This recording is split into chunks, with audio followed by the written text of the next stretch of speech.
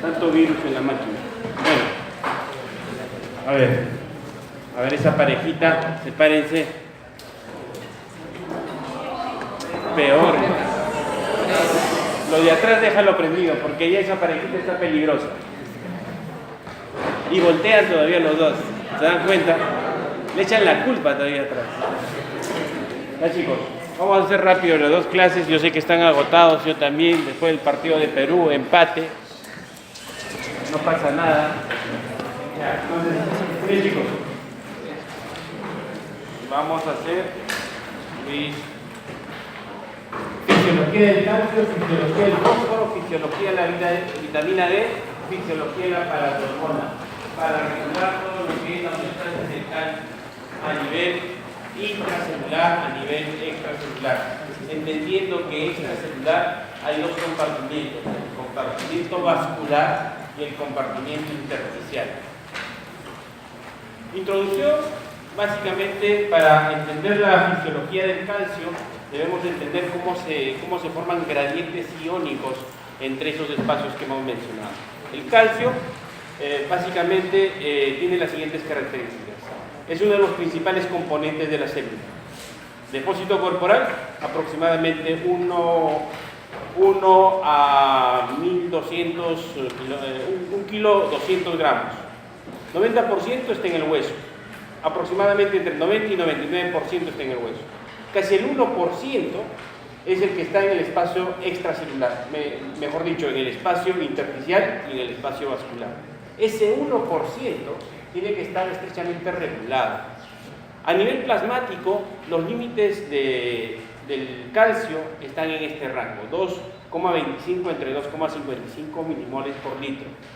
De estos, el 50% se encuentra libre, o sea, biológicamente activo. El 40% unidos a proteínas, exclusivamente la albúmina. Y el 20% a 10% formando complejos. La distribución del calcio va a depender también de la edad. Es diferente en niños, en adultos y en mujeres posmenopáusicas. Está determinado básicamente por los cambios hormonales. Ahora, la ingesta diaria aproximadamente 1 gramo por día, suficiente, o entre 1 gramo y 800 miligramos por día. Se encuentra a nivel del suero en esa concentración de 8.5 a 10.5 miligramos por decilitro. Dijimos unido a proteínas en un 40%, predominantemente en la albúmina, formando aniones difusibles, o sea, complejos en un 10% y el 50% ionizados. Esta ionización es la que nos interesa. Se absorbe a nivel de ayuno y utiliza la bomba calcio-magnesio ATPasa. Básicamente, la dieta baja en calcio permite una mayor absorción. ¿Por qué? Porque para que se reabsorbe el calcio no se requieren grandes cantidades y la absorción del calcio no es entre el 30 y 50%. Nada más, o sea, no es 100%. La función entonces del calcio, indistintamente, a nivel celular, en dos aspectos. Intracelular, activación de enzimas intracelulares. Recuerden que el calcio, dijimos, jugaba como un segundo mensajero, como un tercer mensajero. Además, el calcio va a ser regulador o promotor de la activación de los primers que van a facilitar la división celular. Ahora, también por otro lado, los gradientes de concentración intracelular de calcio, chicos, determinaban el desplazamiento por exocitosis de las vesículas, o sea, la liberación de hormonas y neurotransmisores, como hemos visto en las primeras clases. A nivel sanguíneo, el calcio lo que va a hacer es determinar la agregación plaquetaria, por lo tanto, determina también la coagulación, la formación mineral ósea también, la contracción muscular, y es determinante en el impulso nervioso. O sea, visto así, pareciera que el calcio actúa en diferentes niveles, pero visto de otro modo, como hemos estado viendo, en los niveles de organización, a nivel celular, a nivel tisular, a nivel de organismo, a nivel de individuo humano y a nivel de sociedad. Acá se ha modificado por la tecnología cambiante. Recuerden que acá es información genética, metabólica, neural, psíquica y social. ¿Qué cosa tenemos? Tenemos que el calcio realiza actividad enzimática intracelular. El calcio también determina la capacidad de almacenamiento de esas vesículas en el citoplasma y en el plasma sanguíneo. Facilita la transmisión neural. Recuerden que el impulso nervioso, cuando llega al botón terminal, lo que va a determinar es el ingreso de calcio. En la agregación plaquetaria, como dijimos, en la coagulación sanguínea, en la mineralización del esqueleto, en la excitabilidad del músculo cardíaco y esquelético. Recuerden que embriológicamente las fibras musculares cardíacas no son sino modificaciones de fibras musculares esqueléticas.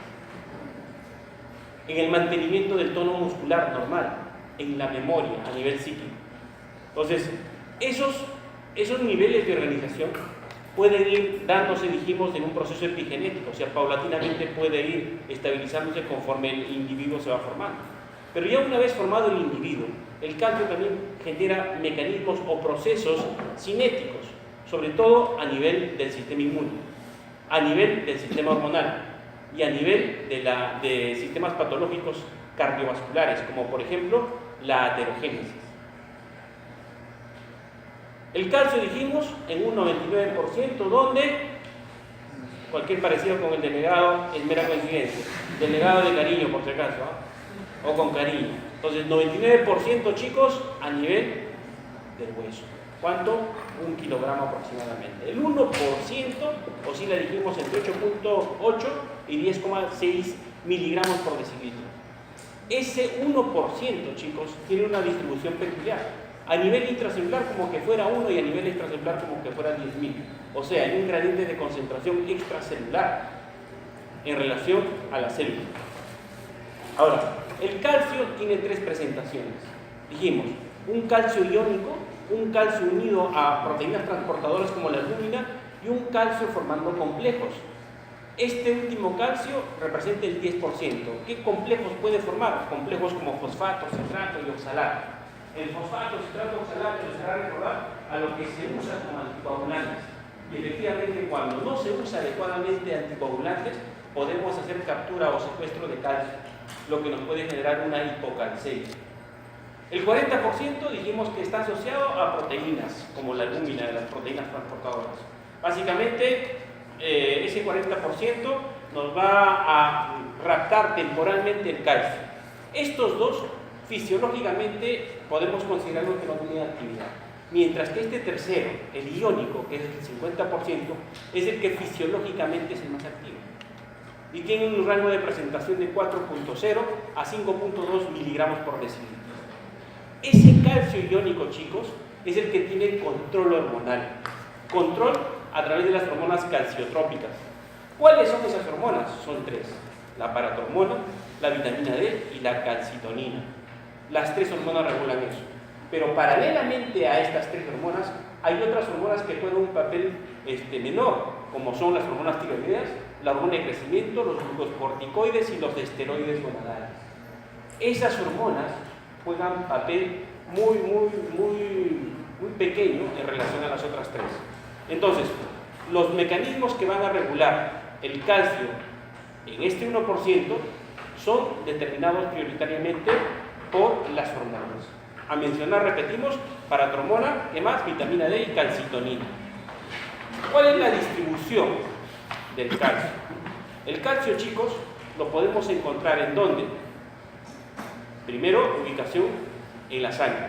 Pero esa ubicación en la sangre está determinado por los niveles de absorción que se dan en el intestino, por los niveles de resorción que se dan en el hueso y por los niveles de reabsorción que se dan en el riñón.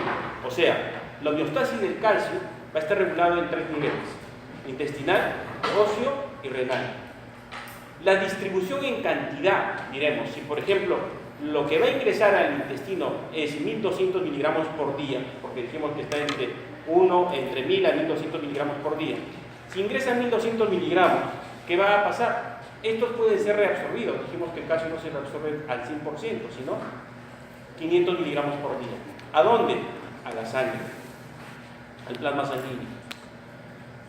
Y del plasma sanguíneo va a haber una liberación de 325 miligramos por día. O sea, no hay devolución ni reabsorción total, pero la reabsorción neta va a ser aproximadamente de 150 miligramos por día. Esa es la reabsorción neta, que va a intercambiarse con el calcio que se encuentra a nivel plasmático. Ahora, del plasma va a pasar al hueso aproximadamente 250 miligramos por día. y del hueso va a haber una reabsorción de 280 miligramos por día. O sea, acá sí hay un 100%, tanto de llegada como de salida. Pero va a mantenerse, ¿qué cosa? La concentración de calcio en hueso. Mejor dicho, la concentración de calcio en hueso es un proceso dinámico, que el calcio iónico va a salir del plasma sanguíneo, va a llegar al hueso y del hueso también va a salir. Regulado por dos células, los osteoblastos y los osteoclastos.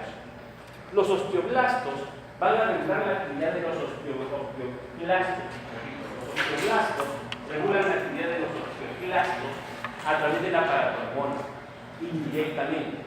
O sea, la cantidad de osteoblastos que puedan activarse va a determinar la cantidad de paratormona que va a regular la actividad de los osteoclastos. Los osteoclastos van a generar la resorción ósea, y en la resorción ósea dos elementos que se liberan, el calcio y el fosfato. A nivel renal, ¿qué va a pasar? Del plasma va a salir aproximadamente 10.000 miligramos por día, va a llegar al riñón, y de riñón, en el riñón se va a reabsorber 9.825 miligramos. O sea, lo que va a salir por el intestino va a ser 825 miligramos por día. Y lo que va a salir por el riñón va a ser 175 miligramos por día. Sumados van a ser 1.200 miligramos por día. Lo que entra sale, pero lo que va a suceder internamente va a ser una difusión de un compartimiento a otro compartimiento. Ahora, si queremos ver más al detalle lo que hemos estado estudiando, miren, si la entrada es de 1200 en valores más detallados en el plasma, en el espacio intersticial, en el espacio celular, lo que vamos a ver es que en el espacio intracelular aproximadamente tenemos 10 miligramos, en el espacio plasmático 350 miligramos. El hueso tiene dos componentes de calcio, un calcio que es recambiable, como hemos visto, de aproximadamente 5 gramos, y un calcio que va a ser estable, que va a ser más o menos de 1000 gramos. Entonces, ¿qué va a pasar? Ingresa a 1200, de los 1200 se reabsorbe 400 miligramos por día, pasa al plasma, y de estos 400 miligramos que lleva al plasma, solamente se eliminan vía intestinal 150 miligramos por día. Igual pasa del plasma al líquido extracelular, aproximadamente un intercambio de 1000 miligramos. Y con el hueso, un intercambio de 5 miligramos, lo que corresponde al intercambio, más detalladamente. A nivel renal, una filtración glomerular de 8000 miligramos por día y una reabsorción en dos compartimentos, en el túbulo contorneado proximal y en el túbulo contorneado distal, que va a ser más o menos de 7750 miligramos al día. De tal manera que por las heces se van a eliminar 900 miligramos por día, y a nivel renal 200 miligramos. Sumados serían 1100, pero hemos ingresado 1200. El 100 que falta, lo que no se ha considerado en la anterior diapositiva, es que se desgasta vía el sudor, 50 miligramos por día. Entonces, esta diapositiva representa más al detalle el flujo y la eliminación del calcio. El calcio, entonces, chicos, regulado por la paratormona, por la calcitonina y por la vitamina D. Vayamos a ver, entonces, la fisiología de cada uno de ellos. Empecemos por la homeostasis de calcio, en 5 compartimentos. El intestino, la glándula paratiroides, los vasos sanguíneos, el hueso y el riñón. ¿Qué va a pasar? ¿Cómo se da ese proceso de homeostasis del calcio? La 25-hidroxivitamina D inactiva se va a activar a nivel renal en 1,25-dihidroxivitamina D cuando hay presencia de paratormona. Pero esta paratormona se va a regular ¿con quién? Con esta otra sustancia, que es el factor de crecimiento fibroblástico número 23. Las últimas investigaciones en los últimos 5 a 7 años están apuntando a estos factores de crecimiento.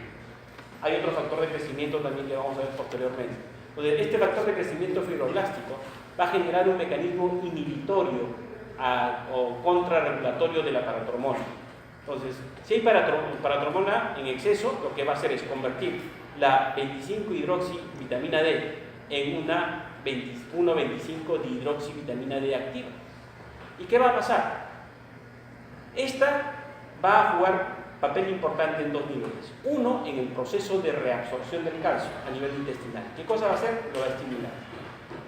Otro, esta misma vitamina D activada, ¿qué cosa va a hacer? Va a permitir que el calcio ingrese al hueso. Por otro lado, Cuando se libera la paratormona, lo que va a hacer es estimular, inhibir esa liberación.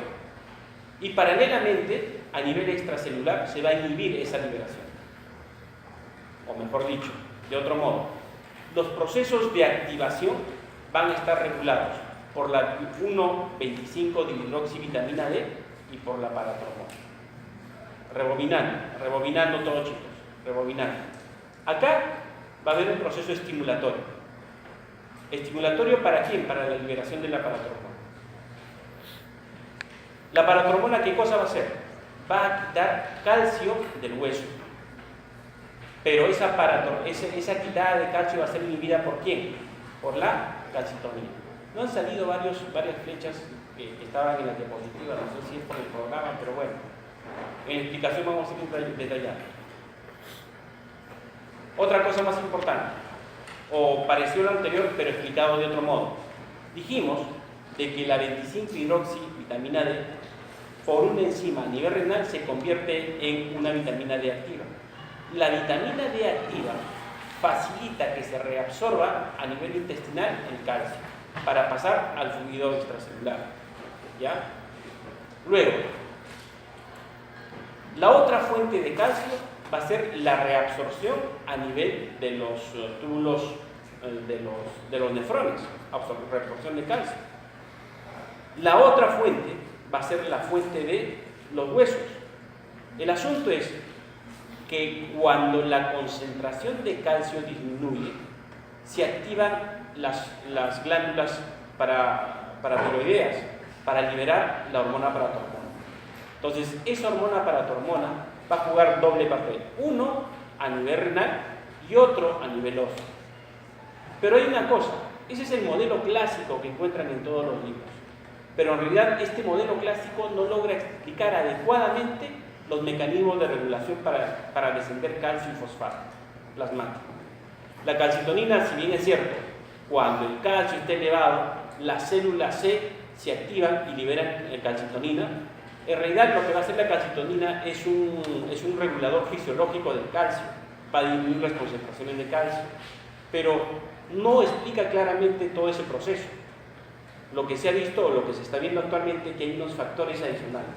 Ese factor fibroblástico que les estoy mencionando, el número 23, conjuntamente con otras proteínas cápsula, que los vamos a ver más adelante, van a ser al parecer los reguladores a nivel de receptores especiales. Entonces, cuando hay exceso de calcio, ¿qué va a pasar? Hipercalcemia. Eso nos va a reflejar signos y síntomas. Si ya sabemos qué funciones tiene el calcio, los signos y síntomas son sencillos. ¿De qué concentración de calcio estamos hablando?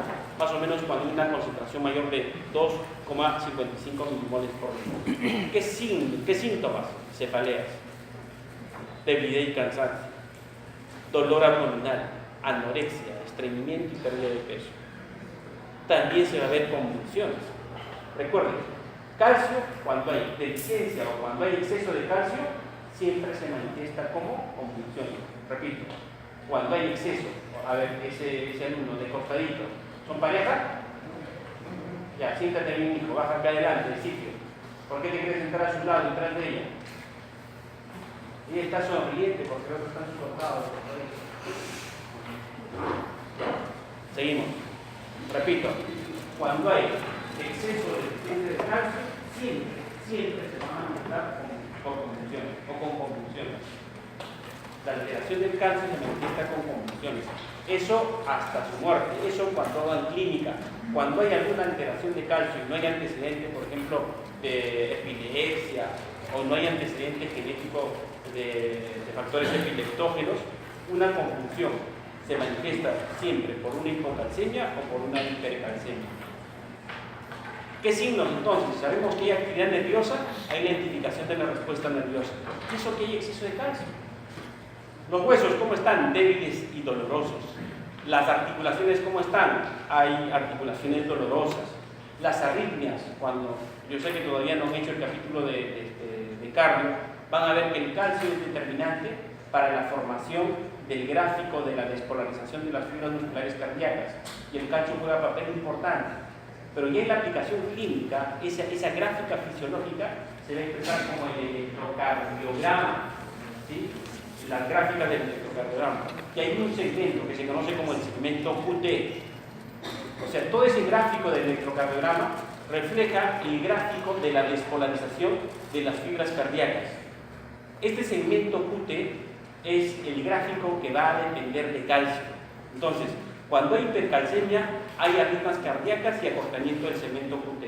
Cuando hay hipocalcemia, lo contrario, hay alargamiento de ese segmento QT. Muchos de ustedes o algunos de ustedes en algún momento se inclinarán por la cardiología y podrá explicar que la variación de este segmento es determinado por el ion calcio. Hay cálculos. Por eso que cuando hay una operación que requiere cálculos de la vesícula biliar, lo recomendable es que esos cálculos sean estudiados por patología para determinar la naturaleza de esos cálculos, porque los cálculos son de fosfatos, son de carbonatos, son también de acumulación de calcio. Va a haber poliuria, deshidratación e insuficiencia renal. En la hipocalcemia, cuando los valores son menores de 2.25. Doctor, ¿hasta cuándo puede aguantar la hipercalcemia de calcio? Más o menos a 3.75 milimoles por litro. Eso es lo que puede alcanzar en una hipercalcemia. Pasado esos valores es fatal. Hay muerte. No se tolera en el organismo esos valores altos, más de 3.75. El hipocalcemia, valores menores de 1.25 ¿hasta cuándo? De 2.25 ¿hasta cuándo? Hasta 1.5. Valores menores de 1.5 también es fatal. ¿Cómo se manifiesta? Como una hiperexcitabilidad, un entumecimiento, hiperestesias, una tetania. Cambios de humor, ya miren, alegre, triste, cambios de humor abruptos. Y dos signos importantes que cuando hagan semiología lo van a verificar: el signo de Trauser y el signo de Chautek. ¿En qué consiste esto? De Trauser. Cuando ponen el manguito o cuando ponen el bladder para tomar la presión, va a haber contracciones espontáneas de los dedos y la mano. Es como que estuvieras presionándote el nervio y no hay transmisión de impulso nervioso como sientes en el tejido del pie, algo parecido, pero acá va a haber como una respuesta. Y el otro, Chebostek, es un signo que ustedes van a tocar la glándula parótida en el ángulo inferior, de la parte posterior de la mandíbula inferior, encuentran ahí la glándula parótida y presionan, y justo por ahí coincide la salida del nervio facial, ¿se acuerdan? Por ahí sale el nervio facial. Y cuando se presiona en ese lado, empieza a levantar, mira, cómo levanta el músculo facial, se levanta para ese lado. Entonces son signos que nos van a determinar la hipocalcemia. Eso, para su semiología, eso tiene que llevarse como mensaje. Entonces, ahí hay pruebas analíticas para estudiar el calcio. El análisis calorimétrico como indicador metalocromático, la espectrometría de absorción atómica, la potenciometría indirecta, la espectrometría de absorción atómica, puede estudiarnos la concentración de calcio. El fósforo. El fósforo y el calcio van juntos. El fósforo entonces se puede presentar, como dijimos, del siguiente modo: del 80 al 85% convertido en hidroxiapatita y fosfato de calcio. ¿En dónde? En el hueso. El 15% en tejidos blandos y líquido extracelular. Repito, líquido extracelular, líquido del medio intersticial y del vascular. Tienen igual 3 presentaciones, como fósforo, formando complejos con sodio, calcio y magnesio, y también con fósforo unido a proteínas transportadoras, proteínas plasmáticas, a predominio también de la albúmina, y como fósforo iónico libre. En sangre vamos a encontrar 2 manifestaciones del fósforo: el fósforo orgánico, que representa el 2 tercios de cantidad de fósforo, y un tercio inorgánico. Este tercio inorgánico representa más o menos 3 a 4 miligramos por decilitro en total. Es divalente y monovalente, o sea, van a formar fosfatos monovalentes y divalentes, cuya relación va a depender del pH. En algún momento, cuando hay condiciones de pH alterado, la concentración de los fosfatos monovalentes y divalentes va a cambiar. Función, básicamente componentes del esqueleto, a nivel intracelular, extracelular, a nivel de fosfolípidos, en fosfoproteínas, en compuestos de alta energía, en cofactores, en metabolismo intermediario, en transporte de oxígeno, como por ejemplo la 2,3-difosfoglicerato, o sea, en varias estructuras y en varias moléculas de gran importancia fisiológica. Igual, ¿cuál es el metabolismo? Vamos a ver. 3 zonas importantes: intestino, hueso y riñón. ¿Qué va a suceder? ¿Qué fuentes tenemos de calcio? Perdón, de fósforo. Tenemos productos lácteos, cereales, hueso y carne, que van a ingresar al intestino y por transporte pasivo, facilitado por la 1,25-dihidroxivitamina D, va a llegar al suelo. ¿Sí? Va a llegar al suelo. También va a llegar al suelo, ¿de qué modo? El 80% por reabsorción en el tubo contorneado proximal. ¿Y a través de qué? A través de una bomba, de un transportador, sodio-fosfato. Y va a estar regulado también por la paratormona, a nivel del túbulo contorneado distal. En realidad, la concentración de fosfato en el suelo va a estar regulada no solamente por estas fuentes, sino hormonalmente, por la vitamina D, por la disminución de la paratormona y por la hormona de crecimiento.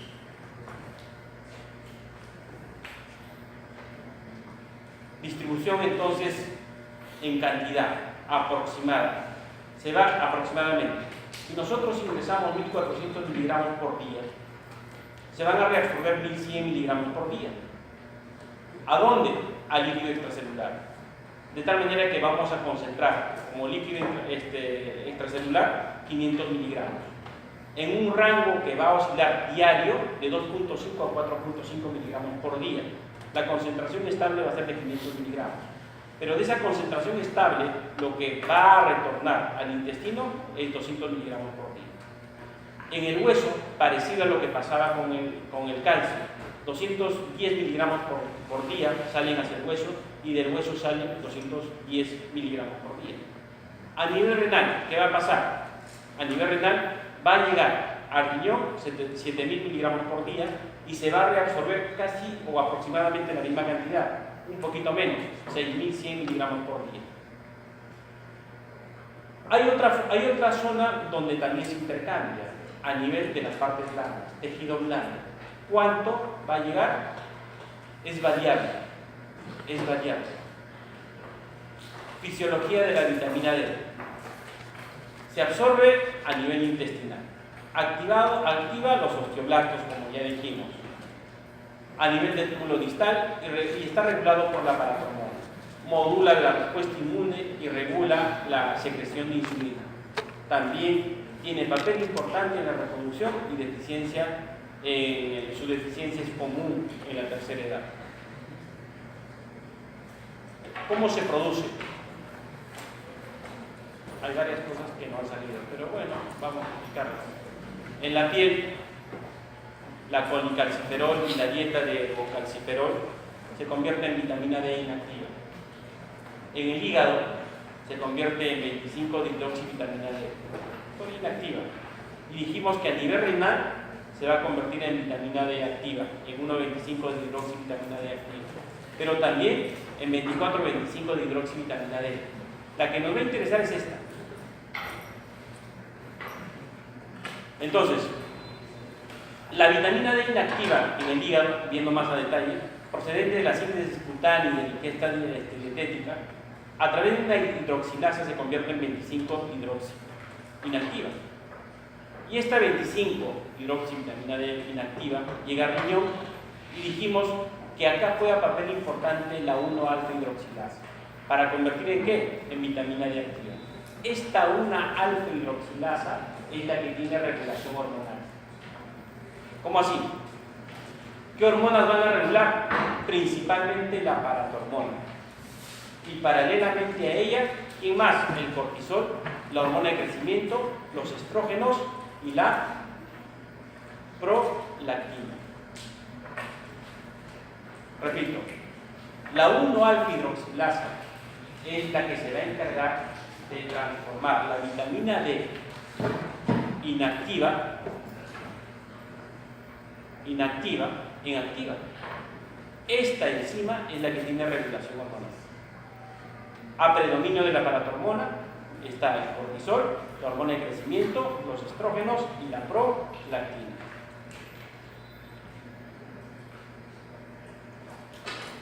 Entonces, la vitamina D inactiva, procedente de la síntesis cutánea de la dieta, ¿cómo va a regular la cantidad de calcio y fosfato a nivel sanguíneo? Lo que va a hacer es, a nivel renal, va a facilitar la reabsorción de fosfato y va a facilitar la reabsorción de calcio. A nivel intestinal, facilita la absorción de calcio y fosfato también y aumenta la síntesis de proteínas fijadoras de calcio. La calcindina es una proteína fijadora de calcio. A nivel óseo, ¿qué cosa va a hacer? Los osteoblastos secretan la proteína fijadora de calcio, lo que va a inducir a una mayor liberación de calcio y fosfato. En buena cuenta, lo que finalmente va a ser la vitamina D activa se va a manifestar a nivel sanguíneo con esto: aumento de calcio y aumento de fosfato. Moraleja entonces, vitamina D, ¿qué hace? Aumenta calcio y aumenta fosfato en sangre.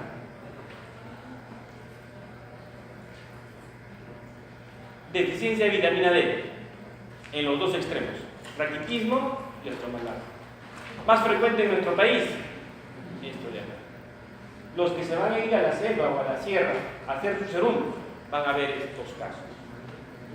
Van a ver todos estos casos, que aunque no lo creas, hay todavía estos casos en el selva y en mucha frecuencia, en las zonas de la selva y en la zona de la sierra. Raquitismo en niños, rodillas en X, producidas por la curvatura de los huesos largos, cifosis, tórax en quilla, como si fueran el pecho de los pollos, con una quilla y unos salientes, frente prominente, caracteres de hipocalcemia, características de hipocalcemia. Fisiología de la paratormona. A ver, la glándula paratiroides. Acá un detalle importante, un artículo del 2010, un detalle importante es el hecho de que estos se forman de dos sacos, el tercer saco y el cuarto saco. ¿Está bien? Pero el tercer saco va a desarrollar también una proyección del timo. O sea, el timo va a jalar el tercer saco y en realidad el tercer saco va a formar las dos glándulas inferiores de la glándula o de la paratiroide. O sea, la glándula paratiroides está constituida por 4 glándulas pequeñas. Pero se ha visto que en nuestra población, 12 al 15% de la población tiene una quinta glándula, de ubicación incierta. Cuando hay patologías de la glándula paratiroides, incluso los cirujanos más expertos todavía no ubican detalladamente las 4 glándulas. Y si hay una quinta, peor. O sea, está ubicada indistintamente. El peso de cada glándula aproximadamente 40 miligramos. Los componentes tienen 2 componentes importantes. Un componente que es de estroma graso y 2 tipos de células. Las células principales y las células oxígenas. Las células principales son las que nos van a interesar, porque ellas se han estudiado más con la paratormona. Pero en realidad los 2 tipos celulares contienen paratormona y se desconoce si hay diferencias entre su regulación secretoria. Lo que sabemos es que las principales sí van a liberar, van a tener ese control de la paratormona. Este es el artículo que les decía, es de este año, del 2018, en donde hacen referencia a que esto es una glándula, una de las 4 glándulas. La ubicación, como dijimos, la ubicación del saco embrionario de la tercera y de la cuarta, y por arrastre del timo, la que estaba en la tercera pasa a ser las 2 glándulas inferiores. ¿Qué va a pasar? La activación de esta glándula se puede dar por concentraciones bajas de calcio y también se puede dar por la regulación de este factor, el cloto y el factor de crecimiento fibroblástico número 23. Al parecer, estos dos van a regular a nivel óseo la reabsorción a nivel renal, o sea, la regulación a nivel renal. Pero también ellos hacen referencia a que hay reguladores de expresión genética de la paratormona directamente o indirectamente vinculados con estas proteínas clot. La paratormona, chicos, es en realidad un péptido de 84 aminoácidos. Peso molecular 9300 daltons, está ubicado en el cromosoma número 11 y un tiempo de vida media de 2 a 5 minutos. Su depuración fundamentalmente hepática y renal, a predominio renal. Tiene receptores en diferentes zonas. Tiene receptores en nefrones, osteoblastos y osteoclastos. Es de una acción anabólica pero intermitente. ¿Qué otra hormona es de función o de acción anabólica? La insulina. La regulación de esta hormona es en relación al calcio inversamente proporcional. Mejor dicho, cuando hay concentraciones de calcio bajísimas, la concentración de paratormona son altas. El rango normal humano está más o menos entre 1.0 a 1.3, 1.2 de calcio extracelular. Cuanto más calcio extracelular haya, menos paratormona habrá. Relación inversa.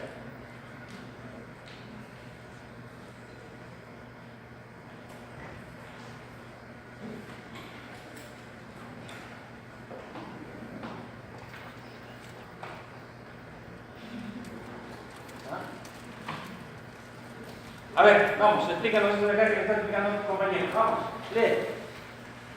Regulación de la paratormona, vamos. ¿Tu nombre no es?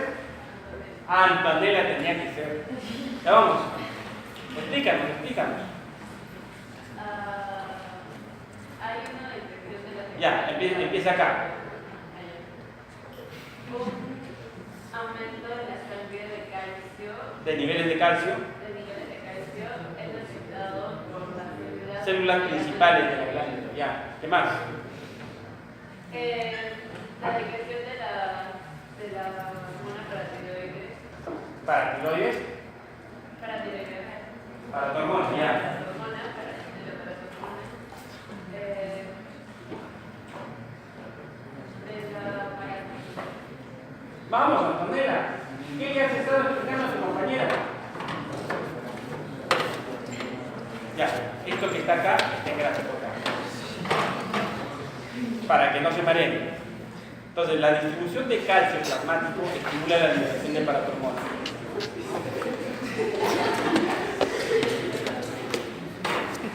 Se libera paratormona y en qué respecto en dos niveles principales: renal y óseo. A nivel renal, tres acciones importantes. Primero, disminuye la reabsorción de fosfato y bicarbonato. ¿Qué más? Aumenta la reabsorción de calcio e hidrogeniones. Y aumenta la síntesis de 1-alfa-hidroxilasa. Antonella, ¿qué hacía esta enzima? Antonella, ¿qué hacía esta enzima? No digo Antonella, ¿qué hacía enzima? Sino la enzima que se llama 1-alfa-hidroxilasa, ¿qué hace?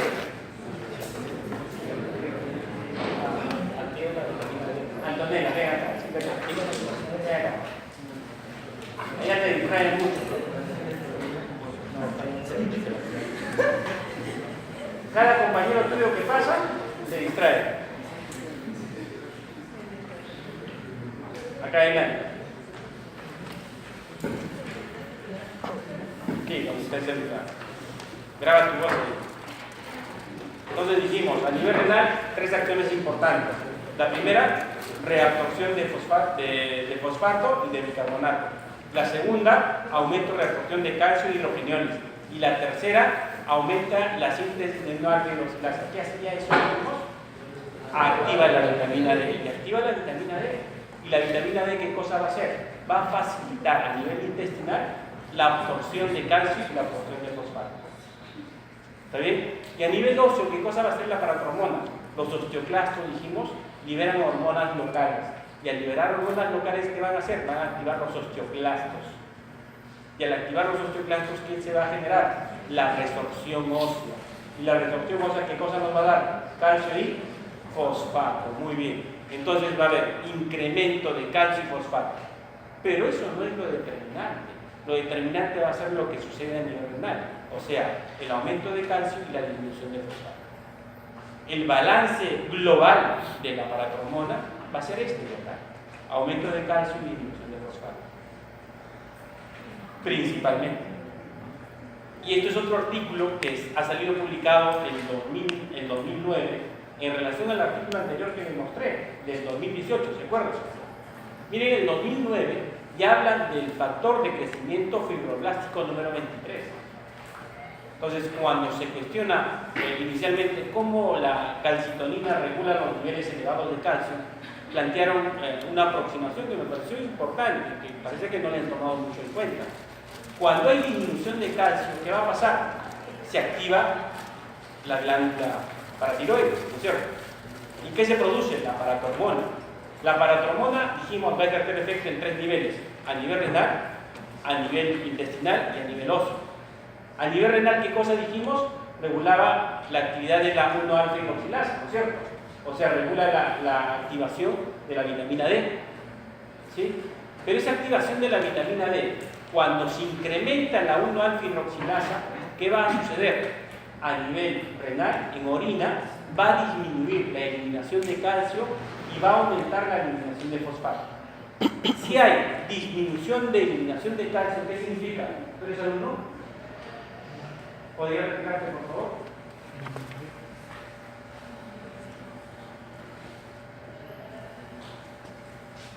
Repito, si hay eliminación de calcio, ¿qué va a suceder?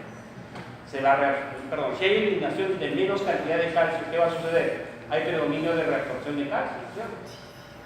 Si hay aumento de fosfato en orina, ¿qué va a pasar a nivel de la reabsorción? Va a haber una disminución de la reabsorción. Entonces, lo que sucede acá se contrapone en la reabsorción. Mejor dicho, lo que sucede en la vía urinaria o en la orina se contrapone en la reabsorción. En buena cuenta, lo que vamos a tener cuando aumenta la 1-alfa-hidroxilasa va a ser una mayor reabsorción de calcio y una menor reabsorción de fosfato. ¿Qué va a pasar a nivel intestinal? Lo que va a suceder es que al aumento de 1,25 de hidroxivitamina D va a haber una retención o una absorción de calcio y fosfato. A nivel del hueso, ¿qué cosa va a haber? Un producto final, aumento de calcio y fosfato. Pero esto no se sabía. ¿Cómo se da este proceso? ¿Cómo se da este aumento de calcio y fosfato? Y en el 2009 ya habían planteado una teoría a través de estos mediadores. ¿Qué sucede? El aumento de 1,25 de hidroxivitamina D y el aumento de calcio y fosfato lo que va a hacer es determinar el incremento de unos componentes fibroblásticos que ya están en el tejido óseo. Este componente fibroblástico, que es una proteína, lo que va a hacer es actuar en dos niveles en el riñón: en el túbulo contorneado proximal y en el túbulo contorneado distal. Y como es una proteína, tiene receptores.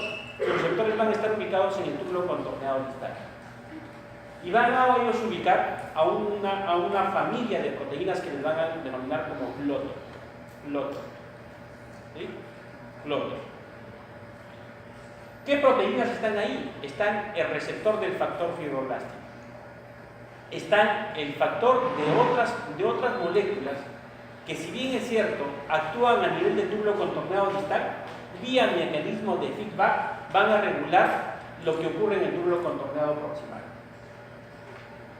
Eso por un lado, cuando hay incremento. Por otro lado, cuando hay incremento de este factor, lo que va a ocurrir en el túbulo contorneado proximal es la disminución de la 1-alfa-hidroxilasa. Por lo tanto, disminución de actividad de la activación de vitamina D. ¿Qué va a pasar a nivel de la glándula? Este factor, cuando se incrementa, es antagónico a la paratormona. Se incrementa el factor y a nivel de la glándula hace que disminuya la cantidad de paratormona. Lo que finalmente se va a expresar como un aumento de calcio y con un aumento de fosfato, pero en la orina. Si hay aumento de calcio en la orina, ¿qué está pasando en la reabsorción? ¿Hay mayor reabsorción o menor reabsorción? Menor. Si hay aumento de fosfato en la orina, ¿hay mayor reabsorción o menor reabsorción? menor. Eso explicaría cómo se baja la concentración de calcio y de fosfato. Fisiología del tejido óseo, rapidito. Estructura del tejido óseo, básicamente un modelo como el fémur, hay hueso compacto, hueso esponjoso, hay un periósteo, hay una unidad estructural del hueso compacto, el osteoma. En el hueso esponjoso hay trabéculas y cavidades vasculares. Componente de nuestros huesos: a predominio hay un 75% trabecular, por ejemplo en las vértebras, mayor de 60% trabecular a nivel del cuerpo vertebral, y a nivel del radio, por ejemplo, hay mayor cantidad de 95% cortical. A nivel de las porciones distales de los huesos, en el radio, por ejemplo, 75% cortical y 25% trabecular. A nivel del fémur, en la cabeza de fémur, 75% cortical y 25% trabecular. Hay una distribución variable. Entonces, ¿cuál es el componente del hueso? Mineral, 65%. A predominio dijimos hidroxiapatita. En la matriz, 35%. A predominio de colágeno, proteínas y lípidos. Pero de colágeno, 90%. Células, las que nos interesan, osteoblastos y osteoblastos, pero también hay osteocitos. Células que recubren, células recubridoras. Y hay agua. Hay agua. Ahora, ¿qué factores? ¿Por qué se ríe? ¿A quién se parece? ¿A la que se está adelante? No. A nivel de la formación del hueso, ¿qué factores estimulan esa formación?